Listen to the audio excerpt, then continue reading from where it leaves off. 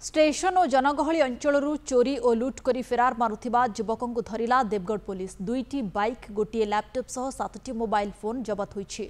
अभियुक्त देवगढ़ सोनामुंडा गाँव मोहित बेहेरा राउरकेला स्टेशन और जनगहली अंचल चोरी और लुट कर फेरार हो जाइथिला दुर्बृत्त।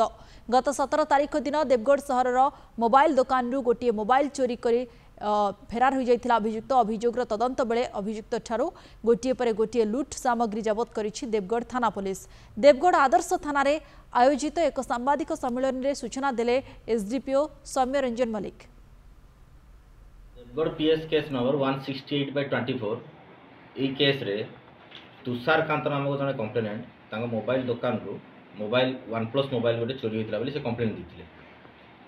जो थ्रो इन्वेस्टिगेशन रो हमरो प्रोसेस रे जणा पड़ला सी नियरेस्ट थिबा हमरो मार्केट रू तथा हमरो बॉर्डरिंग डिस्ट्रिक्ट राउरकेला रो डिफरेंट लोकेशन रू रेलवे स्टेशन रू से छिनताई सहित मोबाइल लैपटॉप एमती चोरी करे।